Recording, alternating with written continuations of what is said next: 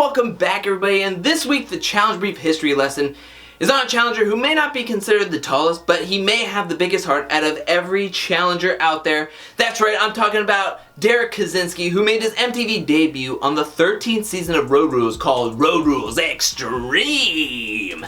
And not too long after that show wrapped up, he made his MTV challenge debut on the 9th season of the challenge called Battle of the Sexes 2, where in episode 5 he was voted into the men's inner circle. Unlucky for Derrick, his team lost that episode and he was eliminated / voted off by his team because they didn't want to vote out Randy or The Miz, cutting his rookie season short on episode 5. But Derrick was back for the next season of the challenge, season 10, called Inferno 2, where he was looking for a finals appearance, and he got it, baby, as he won 2 life shields, didn't need to use either one of them, as he didn't see a single elimination. He made it all the way to the finals with his badass team. However, his team came up short against the good guys. Let's keep going, as he was back on the next season of the challenge called Gauntlet 2, where Derrick was looking for back-to-back final appearances. However, he blew up on his team early on as they wanted secret ballot voting for eliminations. Derrick hated that idea, blew up on his team, and that cost him as he was put into eliminations early and often. He was put into 5 total eliminations that season, and he won against Adam, Ace, Cyrus, and Brad. He was put into an elimination right before the finals against Timmy in the reverse tug of war elimination, and Derrick was eliminated right before the finals. It's so heartbreaking. Derrick was back for the next season of the challenge called Fresh Meat, where he had the 9th overall pick and was partnered up with DM Brown, now legendary DM Brown, and they made a fantastic duo. They ran that season, they won 3 daily challenges, and they only saw 1 elimination. Unlucky for them, that elimination was right before the finals, and they had to go up against Darrell and Aviv, and they came up short as they were eliminated right before the finals. 2 seasons in a row for Derrick that he just came up short, but he was looking for another finals appearance as he came back for the next season of the challenge, season 13, called The Duel, and he was put into an elimination in episode 3 where he went up against Tyler Duckworth in the Ascender elimination. He won that one, and then he was put into another elimination in episode 9 against Wes in the pole wrestle, a fan favorite, a TJ favorite. And let me tell you right now, if you have not seen this elimination, go watch it. It's fantastic. These guys went at it, putting out their brute strength. They gave everything they had. They gave 110%.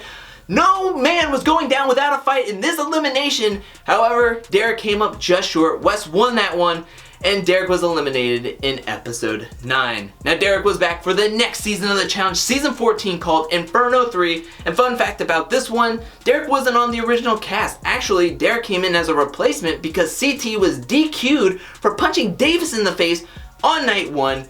He was taken out of the game. Derrick came in as a replacement on a stacked badasses team. Derrick went into 1 elimination, 1 Inferno, and that was against Davis, and he won against him, probably because he was suffering from CTE from getting hit by CT. But that doesn't make any difference, as he was on a badasses team that was in the finals, and his team won that finals and that challenge, and Derrick was a challenge champion finally. But this wasn't the end. No, this was only the beginning, as he took the next season off, but he was back for the 16th season of the challenge called The Island. Now, The Island is like if the challenge and the Survivor had a baby in 1,000 degrees weather.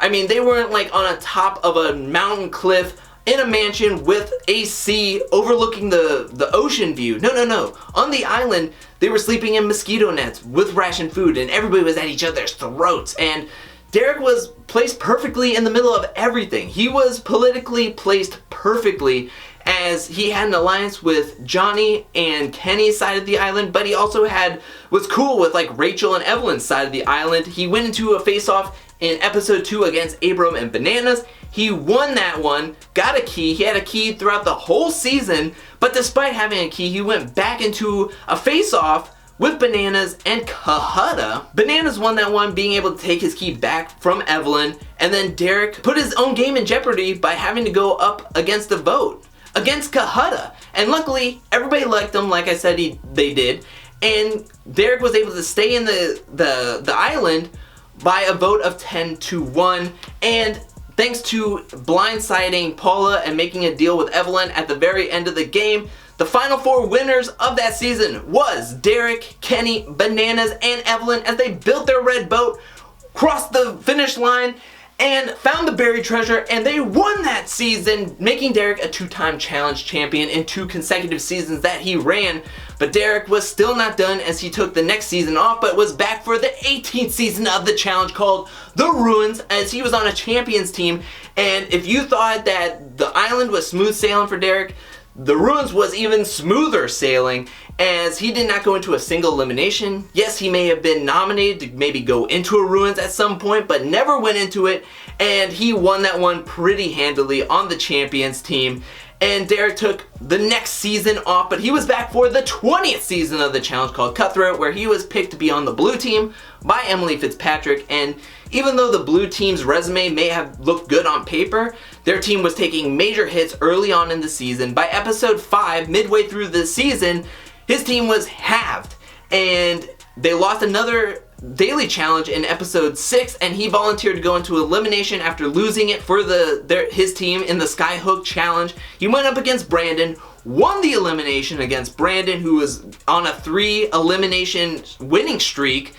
And Derrick went into an elimination right before the finals, and that spelled disaster for his game, as he was eliminated right before the finals, leaving his team with only 2 members left. And let's just say the blue team did not win that season, but Derrick was eliminated right before the finals. Another heartbreaker. Derrick took a 7-year, 10-season hiatus, and on the island, his wife was pregnant. He was a young dad, he had young kids at home, and he wanted to be there for the important moments, and he decided to stay home and work construction sites and do the responsible thing and be there for his kids, and he did it. He did it, and he's been a great dad, as I see on Instagram. And he didn't come back to the challenge until Dirty 30 happened, and he came on seeing a lot of new faces, a lot of older faces like Bananas and CT once CT was done with all the custom stuff. Derrick found great success on Dirty 30 as he won 2 daily challenges. He got 2 double crosses. Nelson was disqualified for putting his hands in Derrick's face. He went into only 1 elimination, won against Bananas in the real world elimination, stayed out of the Redemption House, never was eliminated. He made it all the way to the finals and took home 2nd place. After taking 10 seasons off and 7-year hiatus and coming in 2nd place, that is phenomenal. And if you were asking me, then I would say it's phenomenal. Now, the next time we saw Derrick was as a mercenary on Vendettas, when he came in to go up against Joss in the Crazy 8 elimination. And like I said about the pole wrestle one, he was phenomenal. That one was intense. This one was epic, I will say. This one was phenomenal.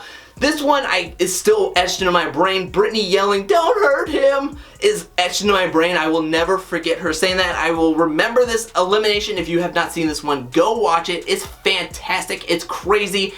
It's just one of those ones where you just it's just stuck in your head as these men went pound for pound. Derrick was taking, I think, the most hits, as Joss was a lot wider and a lot bigger than Derrick, but Derrick was just not going to go down. And thankfully, to a mental error on Joss's part, he thought Derrick was out of bounds with the Crazy 8, and instead Derrick stayed in bounds, used his twinkle toes to tiptoe his way on the sideline, went over to his thing, put the Crazy 8 on his board, and he won that one, eliminating Joss. And he did a victory lap. I still have no idea, because he probably was in bed for 3 weeks to 8 weeks. I don't know. I mean, they were just battered and bruised and bloodied. It's one of my favorite eliminations. It's one of the most brutal eliminations. I had to watch it 10 times the day after, because it was just so intense. But we have not seen Derrick on another challenge season to date. But he does have a challenge podcast that he does with his friend Scott Yeager, and it's called Challenge Mania. If you have not listened to it, go check it out on iTunes, Spotify, Google Play, anywhere that podcasts are. That podcast is at. They have 154 episodes and counting that they're putting out there. They started it in 2017 after Derrick was on Dirty 30. Also, they do these things called Challenge Mania Live. They go around touring around the US. They have gone to Nashville, New York. They've done Miami, Tampa. They're doing all these different tours. If you want to see a Challenge Mania live event, go on the website challengemania.live, and you can see where they're going to be at next, tour dates, who's going to be at these places, and how much tickets are. Go check it out. And check out their podcast. I've listened to a few interviews from them. They're fantastic. They do a great job, and Derrick has a lot of insight that he likes to get into it, and it just feels very familiar when he's talking to all these people that he's run with, that he's aligned with, and that he may have had beef with. But with that being said, Derrick's final stat line was 10 challenge seasons run, 5 final appearances, a 3-time challenge champ, and he's won over $210,000 in prize money. But what do you think about Derrick? Let me know that in the comment section below. Do you stand Derrick, or can you not stand Derrick when he was on the challenge? Let me know that in the comment section below. Are you a fan of his Challenge Mania podcast? Let me know that in the comment section below. And have you been to a Challenge Mania live event? How'd you like it? Let me know in the comment section below. Personally, I've never been to one, and I've kind of always wanted to be to one, and I kind of wanted to see what people had to say. If there's people on the fence about it, tell them your experience. Let them know what they can see, what they can expect, and how fun of a time did you have at it. Let me know that in the comment section below. I want to hear what you have to say, and thank you so much for watching. I'll be back really soon with more challenge videos, more different challenge concepts and content, but until then, peace.